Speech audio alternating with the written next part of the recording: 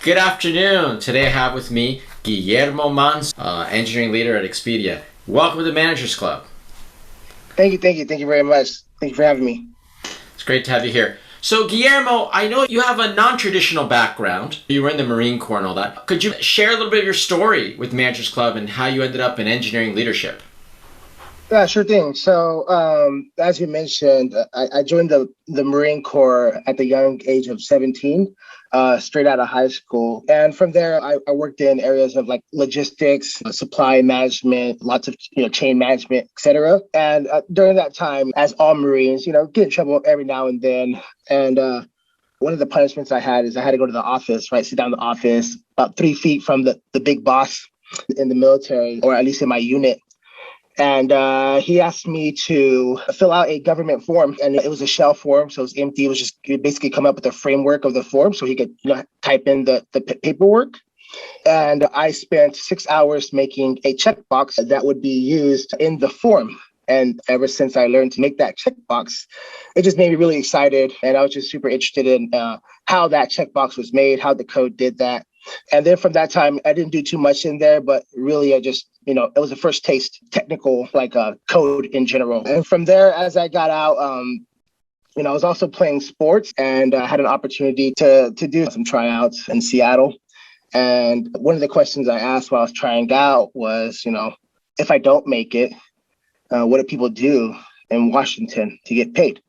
And they said engineering, right? Bill Gates, Jeff Bezos, and big names they called out for areas in which, people work here in the Seattle area. And then from there, I started looking into it a little deeper and I realized that, it was a very strong community of engineering, lots of opportunity. Most schools were built to teach people about software development, information technology in general. So I took the opportunity to use my VA benefits and go to school a little bit, understand a little more. And I had my first job within about 7 months when I joined school, if that makes sense. So that's kind of how I got into computer science in general, or IT in general. And then from there, the leadership aspect, I've always felt like, not just my military background, but before that, I had to learn how to survive pretty young. I have a lot of siblings, lots of orders, commands, and demanding. I just try to learn some of the things that I thought were beneficial to my life on how they did things, like how my brothers and sisters would operate on a day-to-day basis. And then I learned also what not to do. And as I gained more perspective and as the technology stacks got more interesting to me and the problems got more complex, I felt like I was better helping people to solve these problems than to just solve them myself. And that's how I started leaning into leadership in general in IT. Okay. First of all, thank you for your service. Yeah. And it's a great way you got into IT. So basically following on the footsteps of Bill Gates and Jeff Bezos. Yeah. I was just trying to figure out how to get a job, but it was lots of inspiration because the main point was that they're saying they own these big, large companies. So if you go back to California, where I was from, the Central Valley, there's some farmland. I can go farm with my family or work at the 7-Eleven or something down the street of whatever's available. And I think the main point they were running across was that you want to be here, whether you're playing sports or not. This is a place where you can grow and thrive. And leadership just followed naturally in my progression of my career. Awesome. What are some of the biggest challenges you face now as an engineering leader? I would say patience and control. The biggest challenge I have is learning to be more patient. Right. As you move up in the ladder, things take a little bit more time, at least from your perspective. Right. But if you look at the holistic picture of the end to end, whether you're an individual contributor who's writing just a piece of code to push into production, or you're a junior leader having to come up with the requirements, idea, talk to some people, and so on and so forth, which takes a couple of weeks. And then as you get into senior leadership, those couple of weeks could be a couple of months just to get everybody aligned, understanding what the problem is, and so forth. And most of the time, you probably feel like you have an idea, right? You have an answer, but you have to convince everybody of that. And that's where patience comes into play, as well as control. Because as a leader, you're no longer in control of the code that's being developed. You're more or less control of managing the careers of the people who are developing that code. And that's a big change in approach versus being the guy or the woman who says, I'm going to do that because you asked me to go and solve that problem. I'm in control of solving that problem. Now I have to rely on the directs I have, as well as the other senior leaders around me, to align and work towards the same direction. So patience and control is what I would see as natural challenges in this space. That's a great thing to share, patience and control. And yeah, a lot of the thing in engineering leader, it's the reward or the payoff is indirect. Right. Yeah. Yeah, so you don't immediately see it, right? Like when you're just committing a piece of code, now you're managing people, and it's just you're more removed from it. So I get that. The money, like the reward is indirect. Like, great job, Guillermo, for getting that platform built out. And what they're really saying is, great job to your 30 developers that got the platform built out, or your 50 developers that got the end-to-end delivery going forward. And what you do with that great job is you should definitely make sure that message is relayed to those who delivered that effort, because that's really what your leader's telling you when they say great job. They know I didn't do the code and the delivery. They know that I managed the engineers, I strategically aligned the workload and got them in the right place. But at the end of the day, they took that step forward to get the job done. Yeah, absolutely. So yeah, the credit goes to the team. Could you share with us a lesson you've learned as an engineering leader? Yeah. You don't always have the right answer, even if you think you do. And I learned that lesson coming from the individual contributor world. You got people reaching out to you in Slack left and right. This guy knows the answer. This guy wrote the doc. This guy knows this, right? And then really that was just my perspective, my approach to it. But as you get it, more into that leadership role, you have other all-star leaders too, and other stronger characters, or who you think was the weak leader is actually pretty solid in their space once you get to their perspective. And you realize that your answer may not always be the right one. Doesn't mean it's wrong. It just means it's not the only one. Therefore, it may not always be right. So as I learned that, I learned to gather more perspective and take a different approach to how I propose solutions.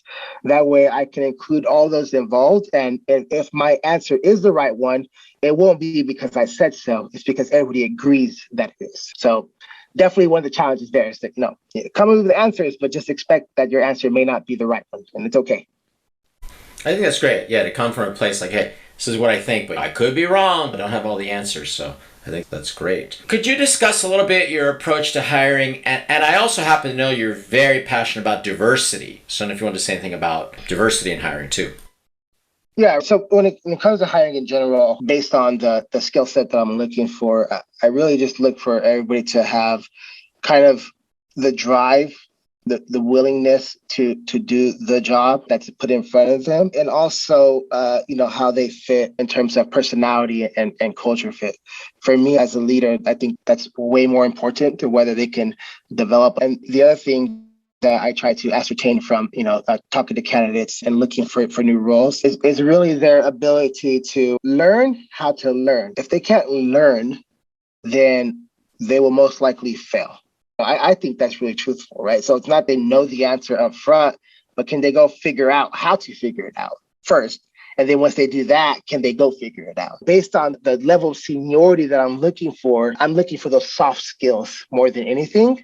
And then I'll rely on my engineers to pimp technical discrepancies. But majority of the time, those soft skills is, if not 90% of my reasoning. And that kind of leads to the diversity piece, right? There's so many different communication styles, so many different types of soft skills, and some of the other skills that some people may see as tough to deal with and things like that. What I really look out for is if I see those difficult skills, you usually find them from when you're looking for just one type of candidate, right? If you unconsciously are looking at only these types, whether they're white males or black males or whatever, you're narrowing your focus too much. And so looking from a diverse perspective, you focus on how they interact with different people, right, from different areas. Like myself, so most people will call me red in the sense that I'm very driven, objective driven, and even in my tone, you get to hear that. But most of the time the candidates are reserved. They're trying to get paid. They're trying to find a job. I tend to take that into consideration. And most of the time you get a good set of personalities and skill set just based off of diversity, enabling candidates to have an opportunity to interview from a diverse perspective. So I always look to ensure that, do we have any female candidates that have applied to the role? Right? Do we have any Asian candidates, Black males, anybody that's applied to the role? And if they haven't, it's not really they're not there. It's what are we doing, in our job description or in my reach out to find these people so they can see that this role is available. Now I tend to hashtag Black in tech, women in tech, Asian in tech, whoever in tech, because my intent is to get to whoever, and the best person for the job will get hired. However, you definitely want to ensure that you have enough people who've had a chance to get that job. So that's kind of how I go about tackling diversity in general. That's great. That's great. What would be your advice for managers who are just starting out? So my advice would be to dive right in. Right, whether that be, if you're transitioning into management from your current team or your current company per se, it doesn't change nothing. Once you get to management, you're starting over, right? So if you're a senior engineer and you switch to senior manager, that's just a title change, right? At the end of the day, you're still learning from scratch. So dive right in. Understand what your team needs. What are the blockers right in front of you, the pain points right in front of them now, like the moment you join. Aim to solve those while you're learning to do the job. Because if you immediately provide value to your engineers, they'll respect you in return. And they won't be afraid to rely on you when things get tough. And they won't be afraid to ping you on those difficult questions that need a decision, right? So I definitely don't hesitate to make decisions, but I also don't hesitate to get feedback.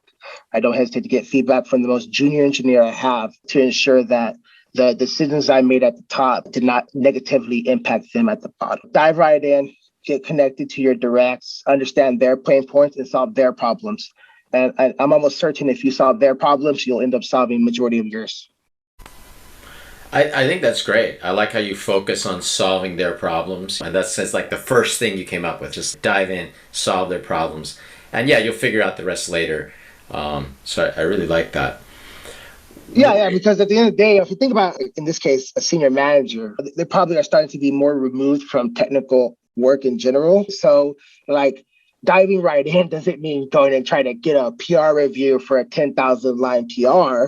It's diving right in to understand what was the lead time for them to get that PR created? What was the blockers for them to get to that pipeline creation stage? And how can I work with my new peers, right? My newfound collaborating teams to help alleviate that problem for my engineer. That's gonna garner respect for sure. Yeah. What is your workday like? How do you manage all the things you have to do as an engineering manager? Delegation, right? So I would say that a normal work day for me, you got your leadership meetings, you got your business reviews, and checking out your high level metrics to see where you stand for the quarter, so on and so forth. But really, I focus a lot of my time in delegating some of the key areas of opportunity that would benefit my either my managers under me or the engineers under me, so that they can grow and be able to tackle things that are a little bit more complex. So I'll give you a good example. If I'm talking to another leader and they have this cool piece of functionality, yeah, sure, I know exactly who can get it done, but I would prefer to see if my manager can find someone that they think can get it done, and if they can understand the problem and find the right resource for me. So I tend to find ways to delegate the good opportunities to connect engineers that I have with other engineers that I know are doing good things on sister parts of the platform. And then really from there, I block out time on my calendar to go through those action items. So as I mentioned, I'm very action oriented. So I'll definitely capture some items that hey, I'll get it done sometime today. I'm indifferent of when, but I know I will get it done. So I definitely make sure that I'm available to my peers, my senior leaders, as well as my engineers. And then I'll go ahead and tackle my administrative work or any other IC related type work that I have to deal with. But yeah, I definitely have to dodge a lot of meetings because you can have 5 or 6 meetings being requested in the same hour. So that's where good delegation for management type things, I'll delegate to my junior manager. And then for more complex, fun, I call them fun challenges, I'll get those right to the team up front. Well, hey, who wants to try this out? I don't want to pinpoint who's going to try it. I want to say who wants to try it. And let's say a junior engineer, oh, I could take that on. Then I'll just ping my more senior engineers, say, hey, just pay attention, give them a chance to see how they do and give them some good feedback. Yeah, I just focus on ensuring that there's a good culture, a healthy environment for the team. Yeah, I think delegation is great. Yeah, because something that you might easily be able to do could be a great growth opportunity for someone else. So it clears your plate and also gives them an opportunity to demonstrate something. That's great. What would you say is a personal habit that's contributed to your success? Okay, so let's see. Personal habit. I wouldn't say I have that many great personal habits, but I will say that I do wake up. I do think about the key things that I have to tackle on a daily basis. I capture those things before I move forward. And like I mentioned, whether I kick those off at the end of the day or kick them off in the morning of the day, the main thing is I capture them. I know exactly what I have to do. If you're getting up every day and you have to slog through work sometimes where it's a rough day, as long as you captured everything you have to do, at the least you can go through those processes and check the right boxes. So making a tough day that much quicker. And if you can't get to them, you get busy in all those meetings and calendar invites, etc. That nice list to look at will tell you, oh, I still have 5 things to do. Maybe it's time to delegate a little bit more to free up some more time and space or find more resources in general. So capturing the action items you have to take on a daily basis is super important. And that also extends to things that have like monthly deadlines and quarterly deadlines, etc. Okay, so it sounds like you keep like a checklist or a list of goals of what you want to accomplish each day to focus on. Yeah, so just like a quick list, I write it down. I put stars next to the things that are super critical that I need to tackle. And again, I call it a daily list, but it's more like a list in general. And I capture the key things that I need to do. And it's not always, oh, go do this meeting and check this box. Sometimes it's literally drink a gallon of water. Hey, drink that 8 ounces of water that you said you were going to do, right? Because I'm trying to drink a gallon of water a day. So I have to make sure I put that in front of me. For me personally, I'll forget because I'll get busy doing something else, helping someone else out, and I forgot to drink my water. So something so simple can clearly, if that was a more complex issue, then you can see where you're in more trouble. Got it. If you could recommend one book to managers, what would it be? And I can recommend a book, The Prince by Machiavelli. It just helps you understand different perspectives and approaches that those who would consider themselves princes have taken, right, or should take to make themselves successful. Definitely a book where you have to ascertain your own thoughts and approaches out of it. But I just found it really insightful. And I am a big fan of historical artifacts and things like that. So a big fan of the Renaissance area in Kings and Queens. So The Prince definitely fit the bill.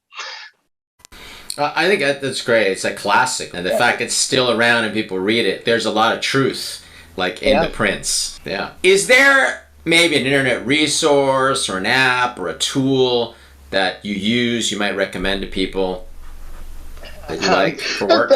Yeah, sure, no problem. This one's super easy, and if anybody says otherwise, they're crazy. Google clearly is that tool, right? And I don't say that as just a vanilla answer. Literally, like before I was a leader doing my first interview for a help desk, it was just a contract, and it wasn't even a big one. I was still learning. Like I told you, I was still in college actually, and I hate school, so I was already trying to find a job, but I had to still know what they were talking about. As they were talking, I had already Googled some of the questions ahead for help desk, and I had Googled a couple answers. And from Google, I clicked down and drill in, and then I would Google the response to see what other types of questions were asked based on the response given. I keep going back and forth.